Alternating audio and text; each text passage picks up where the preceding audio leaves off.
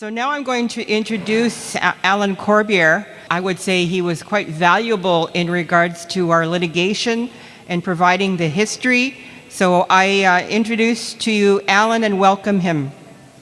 Nanbojo Nishnabe Nin so jik benendo dem chiging don jaba Chinendam dasha wikjionik we bedabad dama kego Gajwe bak mampim shikeministing Minwa dashanga gadabatan Gajwe bak mampi bauting Nijing dash gi Waawiinik Nish knows when memeo donan Ojik minwa dash gababambatot Bejik gimishum sabana Waawiinik gababambatot. So thank you. I wanna nui migwechwa akundak get sajik kogima kanak eshkini gijikage minwa nijinishnabek nui migwechwa akundak Gunda enkijik, skudekejik, pognegejik, degejik, meanwhile, numi gachwe ga nagam twawat, gunda gison, nanda gison jeba. So I want to thank all the organizers and I want to thank you for listening to me today. I got two Anishinaabe names and one is Ojik and the other is Gababamba Tot. Ojik is the fisher. Gababamba Tot means the one who ran around. I will return to about names because I want to talk a bit about names. Anyway, I did want to talk. I thanked the organizers, the workers for this, as well as the elders, and I also wanted to thank those fire keepers for keeping that fire going. And I also wanted to thank those people that sang to the sun this morning. That's what we say. We sing to the sun. And that's what I wanted to thank those people for doing that as well. Yesterday was a real beautiful day.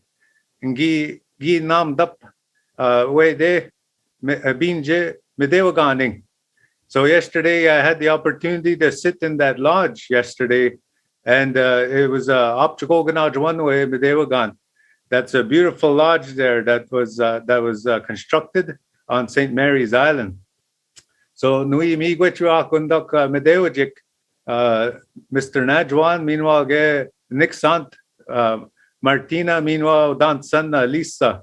So again I want to thank those people that made the actual lodge, that put that together, and then the ones that did the ceremony as well, that spoke for the water and spoke for the fire and that tobacco. Anyway, I want to be able to share this screen. I hope I can. Yeah, okay. It says I'm disabled from participating. From screen sharing. Anyway, Gibizindwa Bejika Ogema, Dean Sayers Jagnashi Nakana. So this Dean Sayers, when he introduces himself, he says Nabanego Jing. And then I didn't catch the second part of his Anishinaabe name. And then our recent speaker there, John Burroughs, Gigidons, Anishinaabe knows when. And he said that his Anishinaabe name is Gigidons. Both of these fellows are named after chiefs after their ancestors. The one thing that I latched onto, this happened in Chiging as well. We have a family name there named Debaske, but in that Debaske family name, there's a chief that was named Oga. And this Oga, that means a pickerel. From time to time, people in that family have been named Oga. And why this is important is this is how that person was remembered, what he had done for the people, for his people, and the extraordinary events that he had accomplished in his life. Similarly, the Jesuits recorded in their relations that they would have this big ceremony. Sometimes it was the Feast of the Dead, but other times it was a naming ceremony. And then they would bestow that name onto the new generation, and then they would recite what that person had accomplished. So these are the ways that the people actually perpetuated not only the name and the accomplishments of the ancestors, but also the teachings that that name actually has. Our names actually have a song that go with them, and then and that song is actually a short form or what we would call Cole's notes of the bigger teaching that that name perpetuates in the Anishinaabe worldview, Anishinaabe Bemaadzewin, Anishinaabe Kendaswin, Anishinaabe Adzewin. So that's how it would actually be perpetuated, is these names are concepts, and the songs of the name actually is a short form or shorthand for that whole teaching of that name. So there should be a name for Nabanegojing, Gigadons, and I know for a fact that there's a name, a song for each of those. And I know for a fact that there's a song for that Gababambatot. Anyway, because that old man that named me, he sang that song when he gave me that name. And I was on the way to trying to learn that song, but at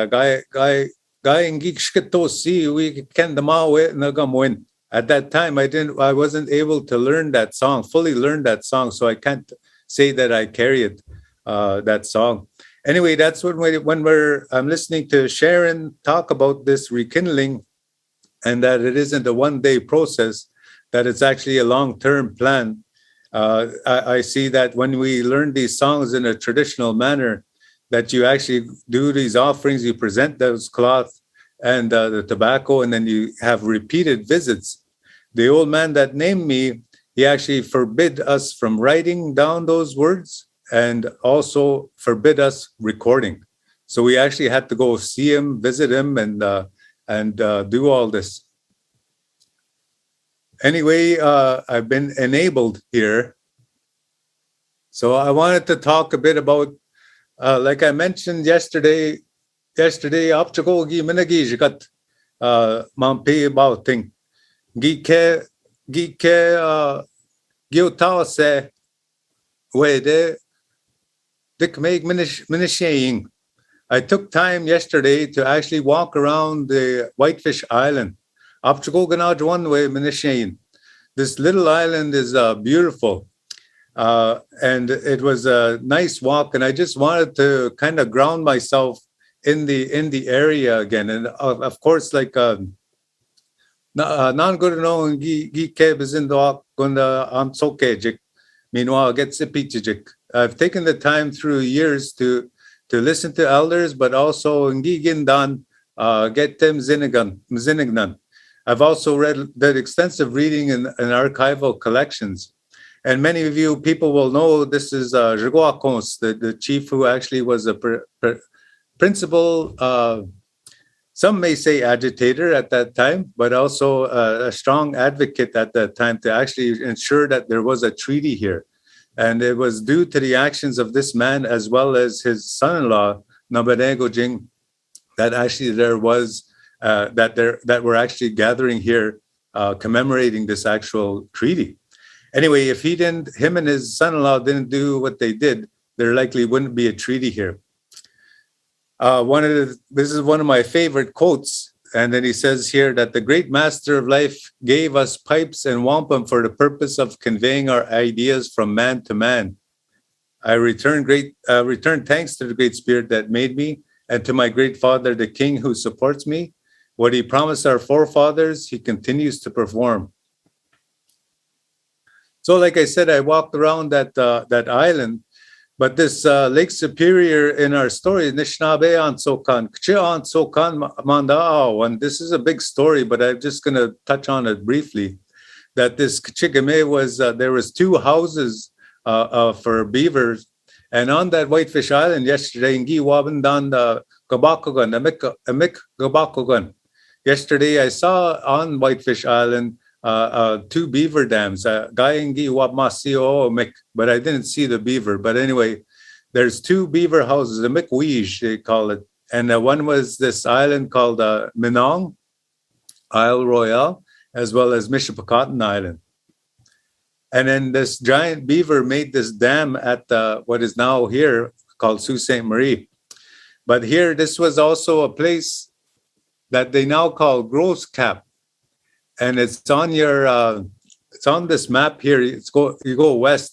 And I had just read of this in a book called Ojibwe Texts that were collected by William Jones, but he spoke to a number of people, one being Bejig Nishnabekwe, Marie Saret Gijin Kaza, Mampi Bao Tinga Gin Jabao Dimwe.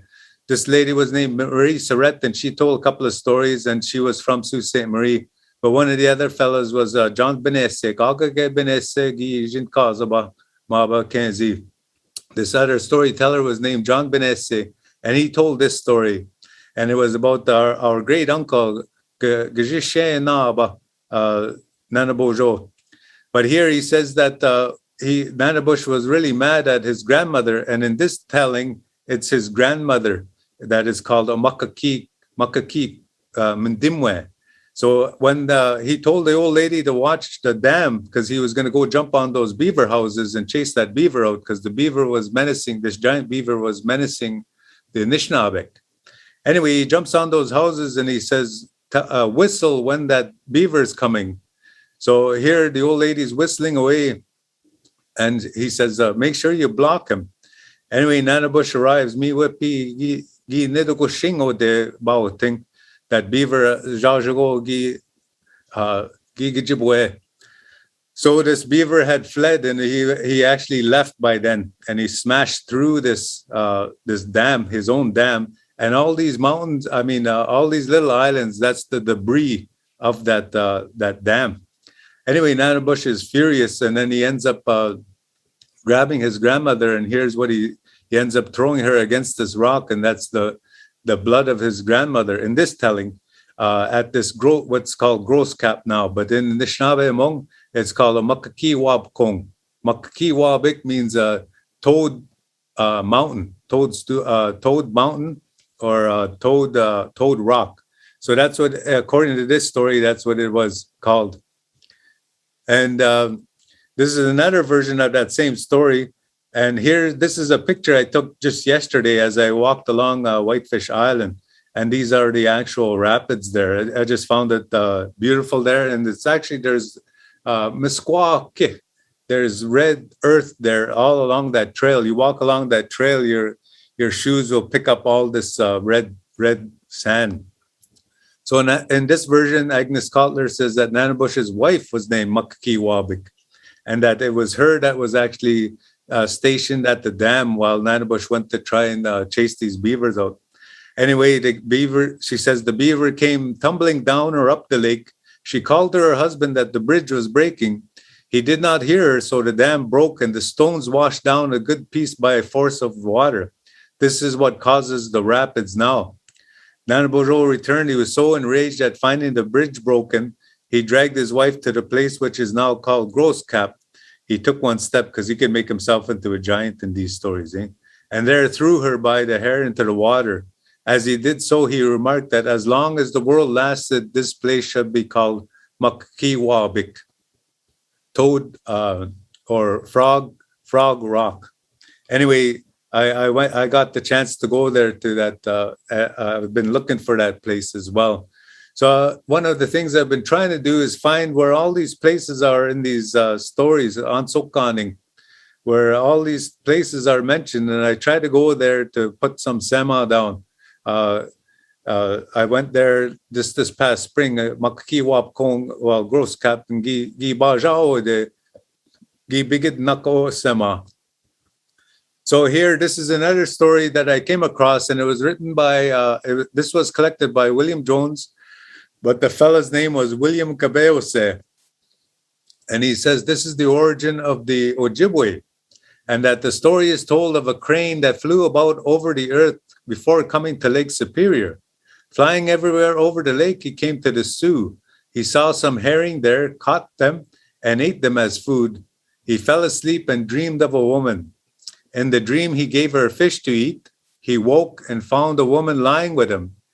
He and she lived together. They hunted deer. And he says, and from that pair came the Ojibwe people. They used the flesh for food, and a home was made on the south shore of the rapids, and it was called Baoting.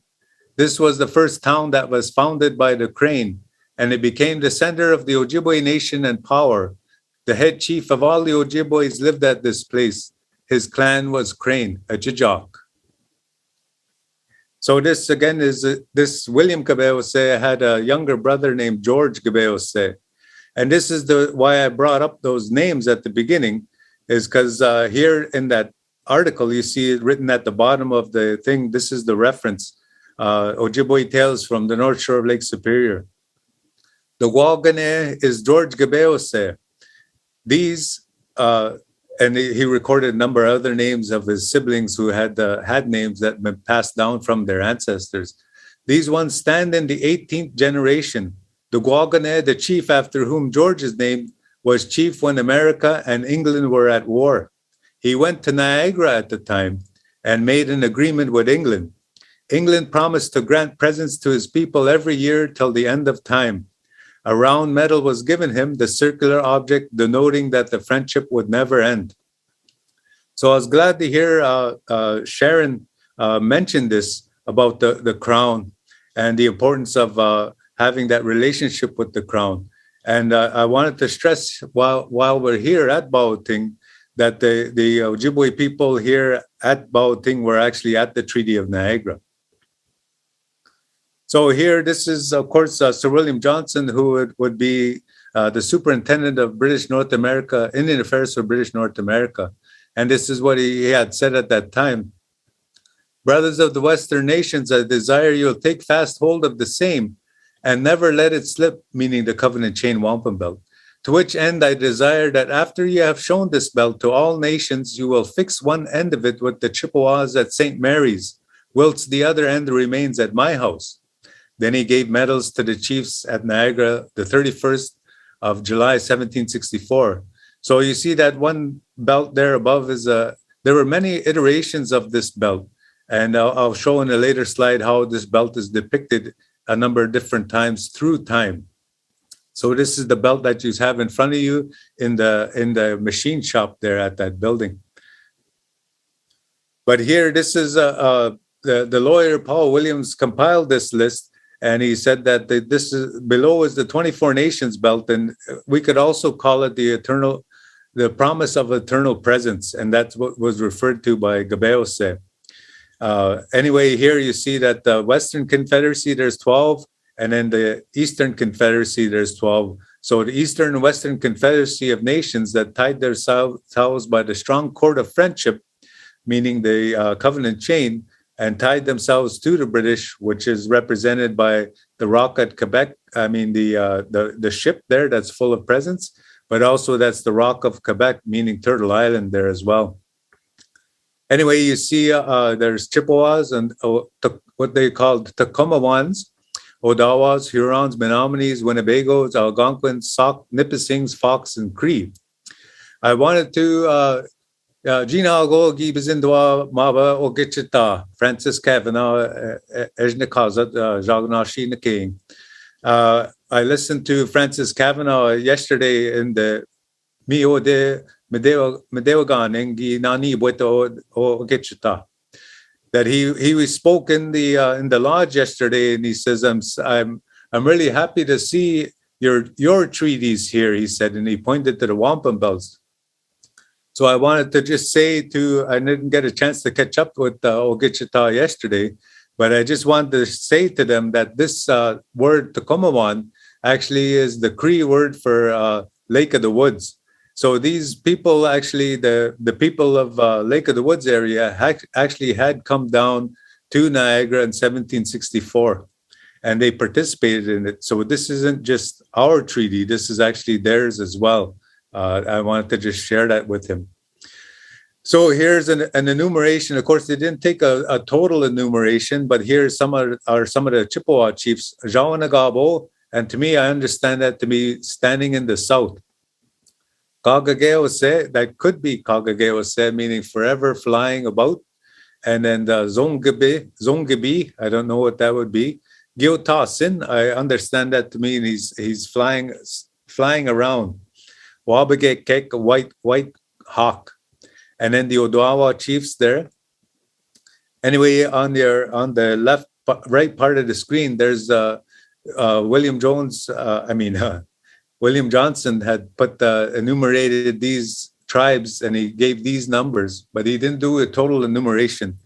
And it was the Menominee. He said there were 99 of them there, and the Ojibways, that's how he spelt it, 71. And then there were 173 Odawa, and there were 16 Huron-Wendat, and there were 27 Fox and Sauk. I didn't bother listing all the Haudenosaunee people that were enumerated there. Anyway, throughout his papers, he lists not on that official correspondence, but throughout, in he records that Algonquins were there, the Cree were there, Nipissings, Potawatomi, the Comawans, and the Mississaugas. So here, I want to just talk a bit about this medal as well. And you see that medal, actually, the clasp has an eagle wing. And now, of course, we use that as fans. And yesterday, you would have seen some of the traditional people, the Medewajik, using that when they talk. And then you see that pipe, it is a calumet pipe. But this, of course, is King George III on this medal. And here, this is what was said by the Shage or Jashage, meaning that they put crane, but actually Jashage means a heron. That means a heron, blue heron. And a Jijok is the crane. Anyway, the Comawan chief says, "This pipe is sent by all our chiefs. We were obliged several times along the road to hoist up this pipe in our canoe to prevent our being scratched on our way. We now leave it here with you, and that it may be used whenever any of our people come here. Then they think of the friendship subsisting between them and the English." So I wanted to show this to Gary Allen and Okichita, Francis Kavanaugh, and the people of Treaty 3, that they are part of this covenant chain as well. So on your left is a picture of of Sir William Johnson's certificate, of the image that's on there. There's actually words as well. I just focused in on that. And that was called Kinwachchigan. Now that means a mark or a blaze on a tree. Kinwachchigan is one of the ways we would say a medal. So again, like I said, that on the July 31st, Sir William Johnson gave these medals. And then he exhorted them to look at them often in order to remind them of their engagements. And again, this is how they talked. They didn't say that this is the treaty clauses. You will look at this medal and remember treaty clause, subsection, whatever. It didn't work like that.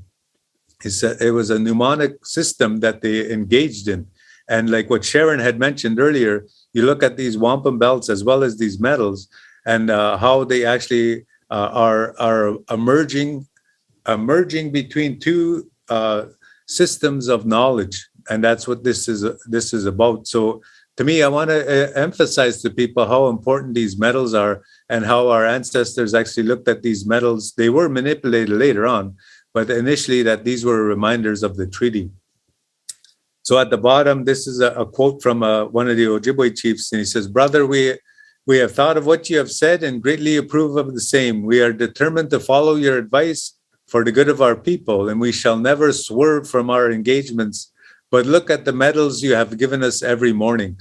And every morning, of course, is also an allegory to every spring, and it's also an allusion to receiving the presents every year. But again, they talk about fixing their gaze on that medal. And remember that Gebeose talked about the medal being round, having no beginning or no end. And so this is his brother, George Gebeose, who was from Garden River. And he had written this. And he said that the British at that time had told the Anishinaabe, the Ojibwe Anishinaabe at Niagara, he said, "My agreement will be as good as when you arise in the bright spring morning, as you see the sun arising over the hills like a big fire to warm ourselves. Thus my promise will be as good as the sun, and it will last as long as it will arise and set. And I will be as your father, and I will take care of you as a father takes care of his loved children. And remember that I've promised you an everlasting friendship." The envoy then took out a medal and said, You all see this medal is round, it has no end. Then taking the chief by the hand, said, I take you forever to be my child. There's a lot in there that I don't have time to talk about just in this little speech. There's a lot in that little speech to talk about our treaty relationship and how it's a mnemonic device that gets expanded upon to talk about our treaty relationship. So these are different sizes of medals that were given through the years, and again, there's different ways, different words that our ancestors used to talk about this. Kakinwach Joon and Napquagan, Biopkons, and Gikinwach Chagan. Those are the words used in Anishinaabe to describe what this is. And recently we had a medal here. This was by Chief Egomene, who I listed earlier in the earlier slide as an Odawa chief who was sent down to Niagara.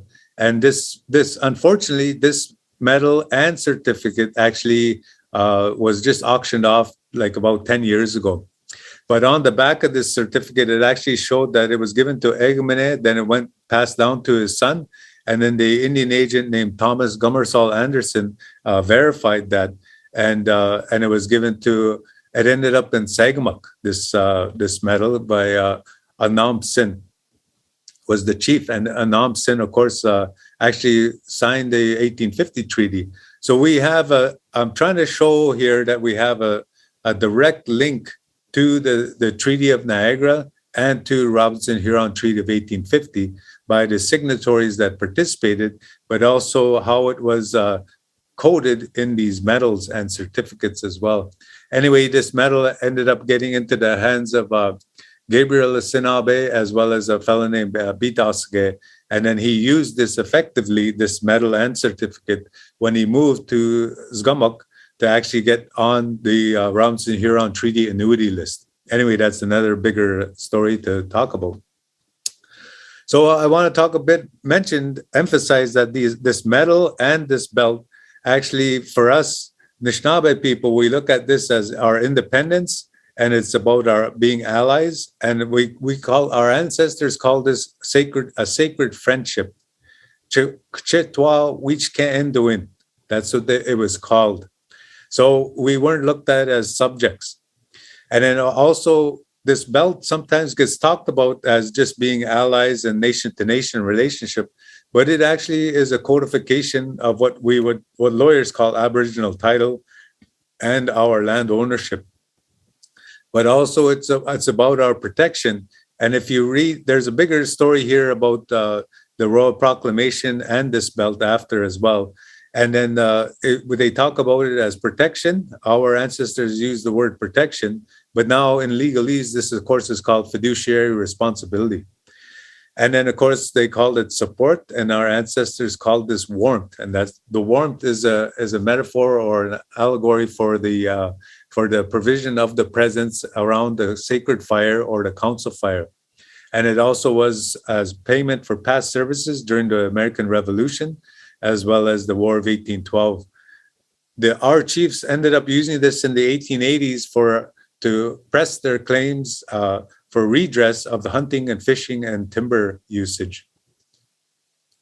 Anyway, we mentioned that this is a living treaty, and these are different iterations of the Covenant Chain that were given by the British to the Western Confederacy, to the Anishinaabe and others. I saw also on that table yesterday, Ngi Wamdan Bejik Manda Migas Pikkan. I saw this one. We call it the Pledge of the Crown, and it's the original is actually in the possession of the Six Nations, the Haudenosaunee right now. They repatriated it, but it was actually given to all the nations that participated on the side of the British during the War of 1812. So this is the 9th article of the Treaty of Ghent, and that they said that the USA will put an end to hostilities with all tribes and nations of Indians with whom they may be at war, and to restore such tribes and nations respectively all the possessions, rights, and privileges which they may have enjoyed or been entitled to in 1811 previous to such hostilities. This, of course, again, why I'm bringing this up is actually this refers to in our perspective, the Jade Treaty. And some of you may know that the Jade Treaty, the official Canadian government position is that we aren't signatories to it. We're just included as a clause in it. Anyway, this wampum belt, in my interpretation, shows that we are participants of that as well, and that Jade Treaty enforces our right to that. So this is what is called the Pledge of the Crown, and I learned a lot from this fellow here. His name is Rick Hill. He's a Tuscarora, and he's a very knowledgeable man. If you ever get the chance to listen to him or search him up on YouTube. Anyway, this is actually the speech that William Close, that was the fellow that was pictured earlier. He says to all of us at the Burlington Heights in April of 1815, I am further instructed to inform you that in making peace with the government of the USA, your interests were not neglected, nor would peace have been made with them had they not consented to include you in the treaty, which they at first refused to listen to. I will now repeat to you one of the articles of the Treaty of Peace, which secures to you the peaceable possession of all the country which you, quote, possessed before the late war, and the road is now open and free for you to pass and repass without interruption. To restore such tribes and nations respectively all the rights, possession, and privileges which they may have enjoyed or been entitled to in 1811 previous to such hostilities. The one point that I want to make why that's highlighted is that actual phrase, the road is now open and free for you to pass and repass, is actually not in the Treaty of Ghent. But he told us that, and that's what's encoded in that wampum belt, in the talk of that wampum belt. And that's why this belt is important for us indigenous people that allied themselves during the War of 1812, that this actually marks our affirmation of the Jade Treaty, being able to cross and to pass and repass the boundary. So this again is Zhingwaakoons. And he says, Father, we salute you. We beg of you to believe what we say. For though we cannot put down our thoughts on paper as you, our wampums and the records of our old men are as undying as your writings, and they do not deceive. That's my other second favorite quote by Zhingwaakoons. Anyway, I know I'm close to time or overtime, but I was told that I had 45 minutes. That's why this thing is taking longer than half an hour. So this is Zhingwaakoons' son, Gistin, we would say Gistin. Anyway, there was a petition. The Grand Council had written a petition in 1869 in Garden River, and then it was forwarded to Manitoulin and Little Current in 1870. But they complained about commissioners coming to ask them to surrender the reserves. And they also complained again, and remember that I talked about this. The petition talked about that they had the wampum in front of them while they were gathered. And they complained about the Game and Fishery Act and that they were getting fined and imprisoned, contrary to what the treaty said. And then also that they wanted to remove wood and any other stuff to sell, but they also they were punished for doing so. And that the Gradual Enfranchisement Act does not suit us, though some clauses are suitable. And they also took this opportunity in this petition to say that the islands in the North Shore of Georgian Bay and Lake Huron were not properly surrendered. So you see, but the actual thing that they started off with that is they said that sacred friendship that we entered into with the Crown doesn't seem to be as sacred as it was when it was first made. And they said, we have the wampum in front of us right now. And he says, we've smoked the pipe amongst ourselves and we extend it to you to actually have you reaffirm the sacredness of that friendship. So again, then they had another Grand Council, they called it General Indian Council back then at Garden River in 1879. And this is what they wrote. They said, they were told by their great king he would not always live to look after them and their rights, that after his decease, efforts might be made by evil-disposed persons to deprive them of their presence. And if they were ever so unfortunate as to lose them, all they would have to do would be to present the treaty and the medal, which I give them, to my successor in the throne of England, and both the covenant and the promise would be speedily and faithfully carried out, and the presents restored to them. So I'm glad that Sharon Venn remarked that this is going to be the 70th anniversary of Queen Elizabeth coming up next year, and that she recommended that the chiefs send a delegation.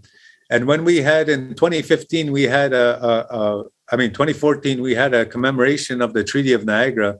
We were trying to get people who had this medal still to come out to that commemoration. And if we had all these medals and the hereditary chiefs come out with that, it would be interesting to send this delegation to England with these medals and this wampum belt to go over and to try and get this reaffirmed and to get those presents restored, because the presents actually are that cloth offering. And every time they came for around the council fire to us, they actually burnt that tobacco and they gave us that tobacco and we smoked the pipe. And anyway, there's I want to hear what Aaron has to say as well. These are, of course, three handsome fellows, and they all have those medals. They're medals for serving during the war, but they also, you'll notice that Pegamagabo has this Queen Victoria medal, and this is David Miigwans, and he has the medal that Miigwans was given for fighting during the War of 1812. And this is John Askin, who is a descendant of Zhingwaakoons, and he's wearing those three medals that were awarded to Zhingwaakoons, Chief Zhingwaakoons. Anyway, Miigwechki Bizindamek, and apologize to Aaron if I went over time. I wasn't able to really keep. It's hard to keep track of time on this thing while talking and trying to go fast. Anyway, Miigwechkineweya Gibizindamek Gibizindoyek